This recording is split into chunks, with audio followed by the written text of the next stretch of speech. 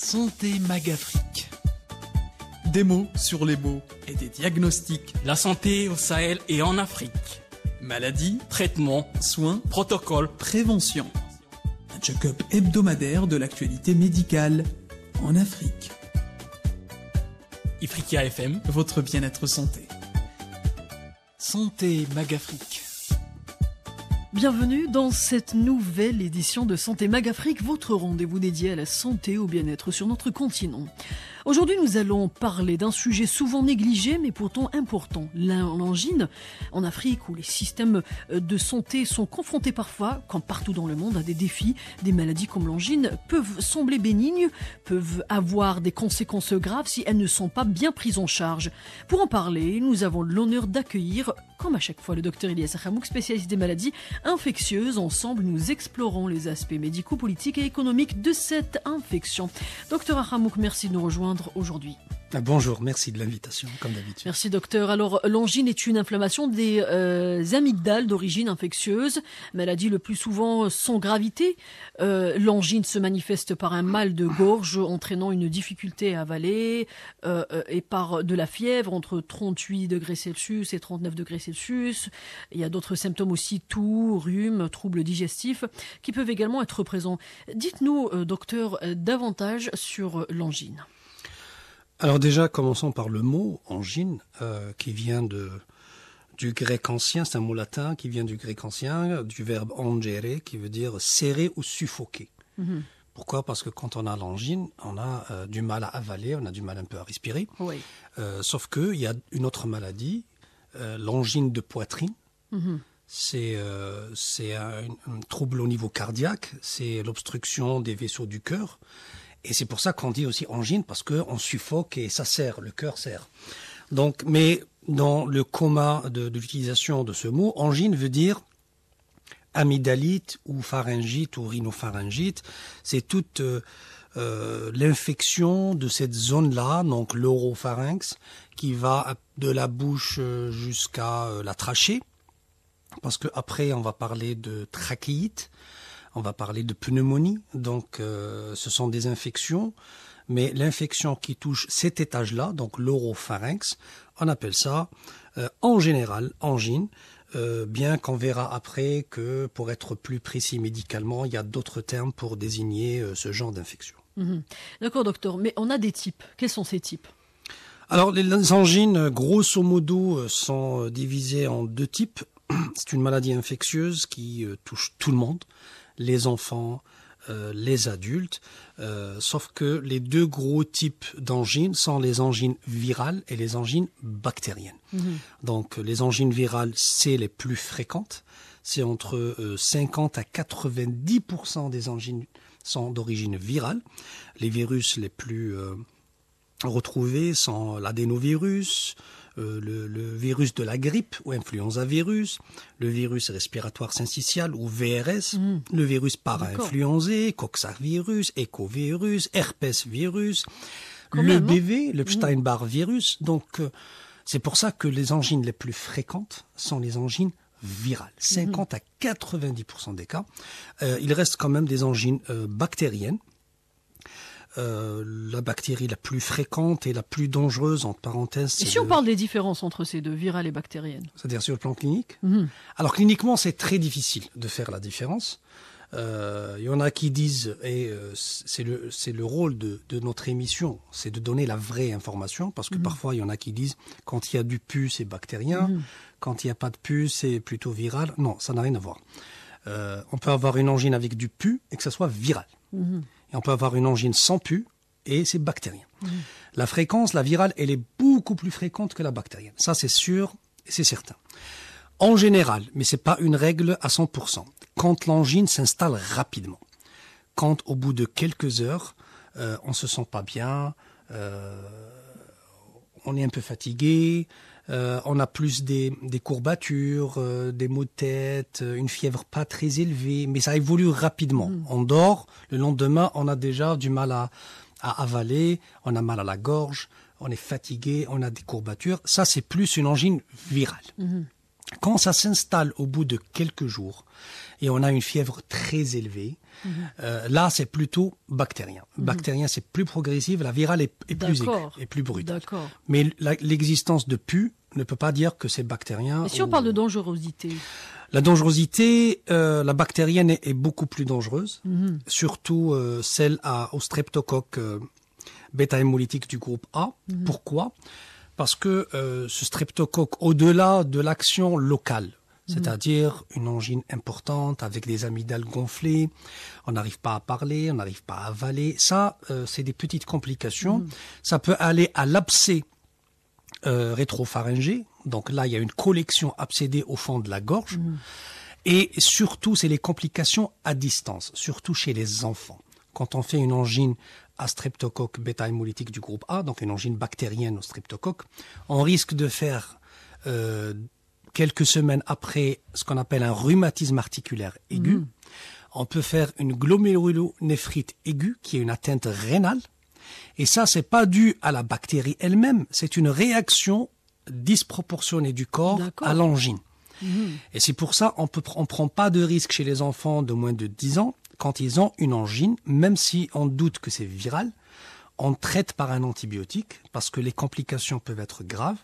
Le rhumatisme articulaire aigu, c'est très lourd comme pathologie et ça peut donner après ce qu'on appelle des cardiopathies rhumatismales.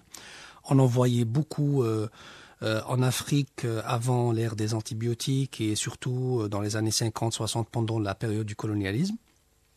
Actuellement, heureusement, avec les antibiotiques, on en voit un peu moins, mais ça existe toujours. D'accord. Donc, docteur, généralement, on fait pas la différence entre angine, pharyngite, rhinopharyngite. Alors, qu'en dites-vous? Quelle est la différence? Oui, on a tendance à mettre tous ces mots-là dans le sac du mot angine. Alors que rhinite, rhinopharyngite, amygdalite et angine, sur le plan scientifique, c'est pas la même chose. Une rhinite, comme pratiquement tous les mots qui se terminent en it en médecine, c'est une inflammation. Rhinite, c'est l'inflammation du nez. Ça peut être une inflammation allergique. C'est ce qu'on appelle la rhinite allergique. Les gens qui éternuent, qui ont le nez qui coule pendant le printemps ou pendant l'automne parce qu'ils sont allergiques. Mais il y a la rhinite infectieuse. Il y a la pharyngite. Alors la pharyngite, je reviens au pharynx. Le pharynx, c'est entre le nez et la gorge. Donc c'est le carrefour. S'il est inflammé, c'est-à-dire s'il est rouge, c'est une pharyngite. La rhinopharyngite, c'est l'association des deux. C'est ce qu'on voit beaucoup chez les nourrissons, les petits-enfants. Ils ont le nez qui coule et la gorge qui est rouge. C'est ce qu'on appelle une rhinopharyngite. Une amygdalite. Amygdalite, c'est quoi? C'est l'inflammation des amygdales. Les amygdales, ce sont des petits adénopathies qu'on a au fond de la gorge, qui ne sont pas vraiment visibles à l'état normal, mais quand on fait des angines, ils sont gonflés. C'est ce qu'on appelle une amygdalite. Mais nous, on a tendance à englober tout ça dans le mot angine. Donc le médecin, il dit aux patients, vous avez les angines, alors que ça peut être une pharyngite, une rhinopharyngite, une amygdalite.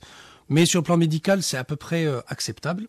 Je dois juste préciser, parce que on est une radio internationale, et sur le plan des mots, au Canada par exemple, si on vous dit vous avez une angine, c'est une angine de poitrine. C'est-à-dire vous avez un problème cardiaque. C'est une question d'appellation. Si vous êtes en Europe ou en Afrique, généralement angine, c'est une inflammation de la gorge. Au Canada, c'est un problème cardiaque. Eux, les angines, ils appellent ça une amygdalite ou une rhinopharyngite. Ils s'appellent pas ça angine. Donc ça, c'est juste pour la culture générale de nos auditeurs. D'accord. Sinon, docteur, si l'on parle maintenant, toujours en venant sur notre continent, les facteurs environnementaux ou sanitaires qui favorisent l'apparition ou l'aggravation de l'angine. Est-ce que le côté environnement, côté sanitaire, ça joue un rôle?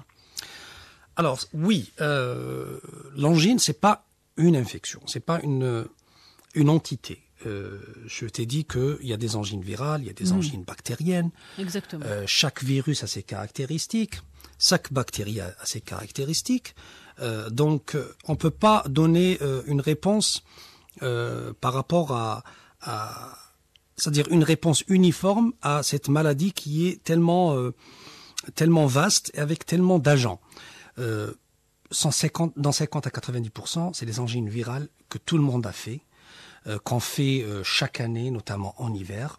L'environnement, évidemment, c'est le refroidissement, c'est pas le froid. C'est le refroidissement. C'est pas la même chose. C'est le changement brut de température. Je peux travailler. C'est comme un choc thermique, c'est ça? Exact. On peut travailler en hiver avec un débardeur et je ne chope ni la grippe, ni le rhume, ni l'angine. Beaucoup de gens nous écoutent et ils nous disent ouais, moi je travaille tout le temps en hiver dehors et je tombe jamais malade. Oui, parce que le corps a cette facilité d'adaptation. Que ce soit dans le chaud, et notre continent est plutôt chaud, que ce soit dans le froid, et même dans notre continent, il y a des zones qui sont très froides, très hautes, des pays comme le Kenya, par exemple, où il y a des hauteurs, il fait très froid. Le sud de l'Algérie, par exemple, il fait très froid, à la Secrème. Le changement de température, par contre, si je suis à la maison, il fait 25 degrés, et je sors, il fait 5 degrés, sans me couvrir la gorge, sans bien m'habiller. Le changement brusque de température au niveau de la gorge notamment, il va créer un déséquilibre de la flore microbienne. Dans notre gorge, on a des microbes.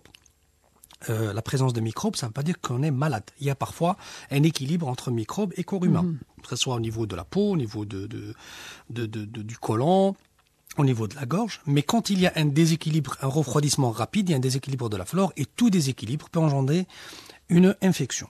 Ça, c'est pour certains virus. Pour d'autres virus, on est contaminé. Notamment le virus de la grippe. Il y a une personne qui porte le virus, un contact rapproché, des gouttelettes de salive, de l'air qui est échangé. Automatiquement, je suis contaminé. Et on va en parler dans l'émission sur la grippe. Il y a des angines, on va en parler après, des angines particulières, les angines plutôt graves comme la diphtérie. La diphtérie, je rappelle, c'est une angine. Oui. Et on en a déjà parlé de la diphtérie. Voilà, c'est une angine à fausse membrane. Et là, on va parler après dans la clinique. Exactement. C'est une maladie contagieuse.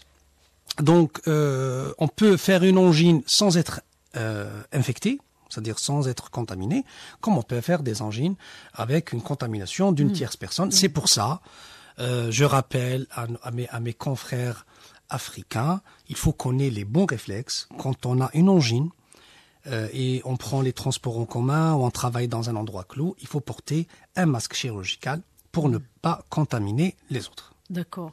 Et docteur, sinon, si on parle des antibiotiques, est-ce qu'ils sont toujours nécessaires pour traiter une angine bactérienne? Ah, très bonne question. Très bonne question. Angine bactérienne, oui. Mais il faut savoir faire le diagnostic d'une angine bactérienne. Parce que j'ai dit que la majorité des cas, c'est des angines virales. Et qui dit angine virale, il n'y a aucune action des antibiotiques. Bien au contraire, on va induire des résistances chez la personne et dans la communauté, des résistances aux antibiotiques. 2, on peut induire des complications dues pas à la maladie, mais à l'antibiotique lui-même. Et 3, c'est un coût financier important. D'accord. Maintenant, il faut que le médecin fasse l'effort de voir si c'est une angine virale. C'est-à-dire, on ne peut pas être sûr à 100%. Mais cliniquement, si ça a l'air d'être une angine virale, on ne va jamais donner d'antibiotiques. On va donner un traitement symptomatique. On a de la fièvre, on donne du paracétamol. On a mal, c'est toujours le paracétamol. On peut donner des vitamines, selon les symptômes. Vitamine C, etc. Si par contre, j'ai dit l'évolution est plus progressive, la fièvre elle est très élevée, on peut donner un antibiotique parce qu'on va penser à une angine bactérienne. Et juste, il faut faire attention avec les enfants de moins de 10 ans, parce que j'ai dit qu'ils sont en danger en cas d'angine bactérienne. Donc, dans les pays développés, ils ont ce qu'on appelle des tests diagnostiques. C'est comme les tests pour la Covid. On va faire un test rapide pour chercher la bactérie. Si elle est positive, on donne. Si elle est négative, on ne donne pas. En Afrique, si on en a les moyens, c'est ce qu'on doit faire. Si on n'a pas les moyens, une angine chez un enfant de moins de 10 ans, c'est pas grave de donner un antibiotique, même si c'est une angine virale, parce que si on ne traite pas une angine bactérienne chez un enfant de moins de 10 ans, il risque de faire des complications. Donc c'est pas grave de donner un antibiotique. Parlons des complications, docteur. Alors les complications, ça dépend des angines. Une angine virale, en général, dans la majorité des cas, l'évolution est bénigne. Au bout de quelques jours, on récupère, on peut garder une petite toux, on peut garder une petite fatigue. Généralement, ça marche bien.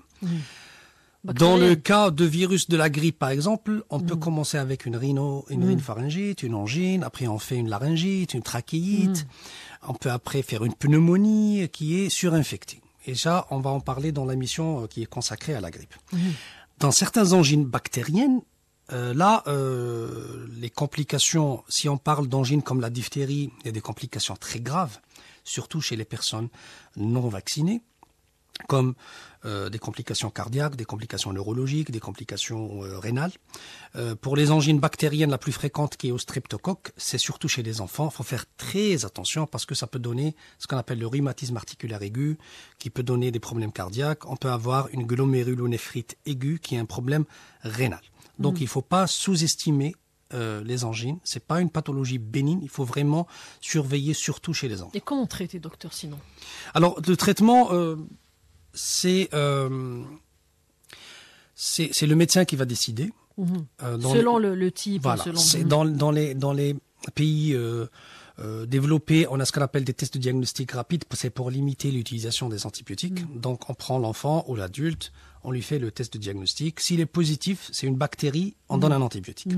S'il est négatif, c'est probablement virus, on donne un traitement symptomatique. D'accord.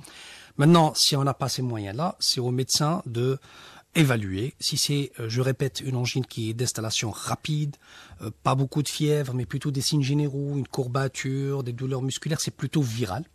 S'il y a par contre une installation progressive avec beaucoup de fièvre, c'est plutôt une angine bactérienne.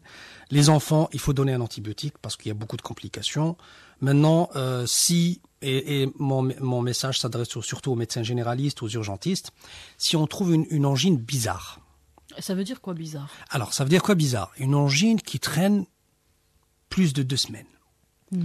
Une angine avec des fausses membranes. C'est-à-dire, il y a des membranes blanchâtres qui vont couvrir la gorge.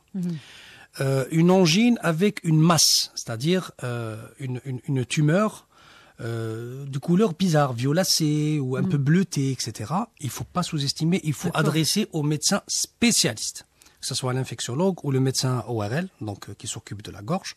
Pourquoi? Parce que l'angine diphtérique, c'est une prise en charge particulière. Il faut hospitaliser, il faut donner le sérum antidiphtérique, les antibiotiques, il faut surveiller les complications. C'est pas une maladie. Il faut traiter de base. Anodine, oui. Si c'est, j'ai dit, il y a une petite masse, une petite tumeur, c'est la couleur, elle est bizarre, il faut des biopsies parce que ça peut être un cancer. Il y a des cancers de la gorge, surtout chez les personnes qui fument. Il y a des angines à répétition, ça c'est une complication. Si on fait des angines à répétition, surtout chez l'enfant qui fait chaque mois une angine, qui fait au-delà de 6 mois d'angine, par exemple, c'est pas bon pour l'enfant. Donc il faut l'adresser chez un pédiatre ou un ORL qui peut programmer ce qu'on appelle une amydalectomie. C'est-à-dire on va faire une ablation des amygdales pour le soulager. Parce que parfois, un petit enfant qui a une angine avec une amygdale importante, il n'arrive pas à respirer. Il va suffoquer. Donc, vous voyez que le médecin, si c'est une angine banale, et ça, je parle pas médicalement, je parle de manière générale, on peut prendre en charge. Si c'est bizarre, et même si le terme n'est pas scientifique, mais une angine qui traîne plus de 2 semaines, c'est pas normal. Une angine avec des fausses membranes, c'est pas normal. Un malade qui a maigri, qui est très fatigué, qui est pâle, c'est pas normal. C'est tout simplement bizarre parce que c'est pas les symptômes répondus. Voilà, c'est pas là, il vaut mieux orienter chez un spécialiste qui va faire un bilan parce que c'est pas une pathologie qui nécessite des bilans. Là, il faut faire un bilan, il faut peut-être hospitaliser et explorer. Il faut aller vers plusieurs étapes. C'est plus compliqué. Pour éviter tout ça, docteur, si on parle de prévention. Alors la prévention, si on est malade, si on a des signes respiratoires, donc une fièvre, une toux, faut porter un masque chirurgical, surtout dans les transports en commun pour ne pas contaminer les autres. Peu importe l'origine. Grippe, angine, virus, bactéries, tuberculose, diphtérie. Dès qu'on tousse, on éternue, il faut porter un masque chirurgical. Ça, c'est l'élément le plus important. Il faut se laver les mains plusieurs fois par jour, surtout pendant la période automno-hivernale. Parce que j'ai parlé de transmission directe. Là, je suis en train de te parler, on est proche. Je peux te contaminer de manière directe, c'est-à-dire parce que quand on parle, on postillonne. Alors si on tousse, c'est encore pire. Si on éternue, c'est encore pire. Toi, tu es contaminé, tu es en face. Mais je peux toucher, par exemple, ce micro. Je me touche le nez, je touche ce micro. l'expert ou l'invité d'après, il va toucher le micro, il va se toucher le nez. C'est une contamination indirecte. Donc pendant la période automne-hivernale, il vaut mieux se laver les mains, soit avec de l'eau du savon, soit avec une solution hydroalcoolique pour limiter, parce qu'on peut pas arrêter la contamination. On va tous tomber malades en hiver, c'est impossible, mais au moins on peut limiter. La prévention, c'est surtout chez les enfants, éviter les complications qui sont dues aux angines bactériennes. Ça, c'est le rôle du médecin, de donner un traitement antibiotique, de suivre, de donner des conseils aux parents, etc. Sinon, faire une angine, c'est pas grave, ça arrive à tout le monde, ça arrive tous les hivers. C'est une pathologie bénigne. Dans 95% des cas, on en sort sans aucun traitement. Mais quand on est diabétique, quand on est hypertendu, quand on a une maladie chronique, quand on est une personne âgée, il faut toujours faire attention et éviter de se faire contaminer. C'est encore mieux et la prévention, c'est toujours mieux que le traitement. Et toujours dans le but de prévenir, quelles initiatives, docteur, peuvent être mises en place, selon vous, pour sensibiliser les communautés rurales aux premiers symptômes de l'angine ? Oui, alors je vais me contredire un peu en disant que la grippe, l'angine, j'ai dit que c'est une pathologie bénigne, il ne faut pas en avoir trop peur. Mais c'est pas une raison pour négliger à 100%. Donc, ce qu'on peut dire, alors sur la situation rurale, ce genre de maladie ne pose pas beaucoup de problèmes parce que il n'y a pas de promiscuité, c'est pas des endroits qui sont clos, c'est pas des endroits qui sont pleins de personnes. L'angine, on en a peur surtout dans les zones urbaines. Tout ce qui est bâtiments, bus, trains, etc. C'est là où il y a la foule. Il y a la foule. Et c'est là où ça va exploser. On a vu ça avec la Covid-19. Donc, c'est surtout pour les zones urbaines de faire de l'aération, des bureaux par exemple, faire une aération chaque heure, ouvrir un peu la fenêtre pendant 5 à 10 minutes. Si on est malade, bien sûr, porter le masque chirurgical et puis préserver les personnes âgées. Chez nous, Dieu merci, en Afrique, la moyenne d'âge a augmenté. On n'est plus dans les années 60, les années 70. La majorité des pays africains ont une moyenne d'âge qui est relativement élevée. Donc on a beaucoup plus de personnes âgées qui peuvent malheureusement mourir d'une infection virale ou d'une infection bactérienne, d'une angine ou d'une grippe. Donc il faut les préserver. Quand on est malade, il vaut mieux ne pas les visiter, par exemple. Attendre qu'on soit guéri. Et puis, même la personne âgée, si elle est vulnérable, si elle se déplace dans un moyen de transport, vaut mieux qu'elle porte un masque chirurgical pour se protéger contre les autres. Et si on parle, docteur, de nos infrastructures de santé, est-ce qu'elles permettent un diagnostic, un traitement rapide de l'angine ? Pas toujours. Faut dire que en Afrique, on a des problèmes de santé beaucoup plus sérieux. L'angine, ce n'est pas une priorité. On a des problèmes de santé comme le palu, le choléra. L'impox, généralement, plutôt dernièrement, le choléra. Donc l'angine, on a plus tendance à prendre la facilité et de traiter tout le monde avec des antibiotiques. C'est pas très logique, mais moi je comprends, vu les problèmes qu'on a. L'idéal, c'est d'avoir les tests de diagnostic rapide. C'est comme pour le Covid. C'est ça, oui, exactement. Comme ça, en 5 minutes, on sait est-ce que c'est un streptocoque ou c'est un virus. Si c'est un virus, on va éviter de donner des antibiotiques, on va économiser, on va éviter les résistances. Mais malheureusement, en Afrique, on a des problèmes de santé beaucoup plus graves. Surtout, moi, je pense aux pays qui ont connu, par exemple, l'épidémie d'Ebola. En Afrique centrale, en Afrique de l'Ouest, je pense que leur priorité, c'est pas l'angine. C'est pas l'angine, pas du tout l'angine. Alors, dans quelle mesure les gouvernements africains peuvent-ils soutenir les formations médicales pour diagnostiquer rapidement les maladies courantes ? On termine avec cette question. Oui, alors la base de la médecine, c'est le médecin généraliste. Ça, c'est partout dans le monde et surtout en Afrique. Surtout dans les zones rurales, dans les zones reculées, on ne trouve pas vraiment un hôpital, on peut trouver une petite clinique avec un médecin ou parfois même un infirmier. Donc c'est très important de continuer, notamment avec la télémédecine, avec Internet, de continuer à faire de la formation. C'est un peu le rôle de notre émission, parce qu'on va donner l'information à la population, mais aussi au personnel médical et paramédical. Mais il faut toujours rappeler, que ce soit pour l'angine ou pour d'autres maladies, des notions de base, surtout aux médecins qui travaillent tout seuls. Les médecins qui sont dans des zones enclavées, dans des zones rurales, où il n'y a pas beaucoup de spécialistes, c'est le rôle des gouvernements d'améliorer la formation et le recyclage. Parce que l'information de 2025, peut-être en 2035, il y aura des changements. Donc de faire un recyclage régulier pour tous les personnels de santé, surtout dans les zones rurales, les zones un peu éloignées des grands centres hospitaliers. D'accord. Alors, docteur, sinon, des conseils toujours pour tous ceux qui nous écoutent maintenant, qui ont l'habitude de négliger les symptômes ou ce genre de maladie. Alors, il faut faire attention au changement de température. Si on est en voiture, avec la voiture qui est très chauffée, et on arrive au travail, il faut éteindre le chauffage en premier, garder les fenêtres fermées, et puis pendant 5 minutes, ouvrir progressivement les fenêtres pour qu'il y ait un changement plus progressif de température. Pour éviter de choquer son corps. Voilà. Quand on sort de la maison, on s'habille correctement. En Afrique, on ne connaît pas des saisons froides comme au Canada, par exemple, qui durent des semaines et des semaines. Mais on peut avoir 15 jours, 20 jours très, très froids. Donc, il faut bien se couvrir, surtout la gorge. Ça ne sert à rien de porter des gros manteaux en laine et avoir la gorge qui est... excusez-moi, mais non couverte. Nue et exposée. Nue, voilà, exposée.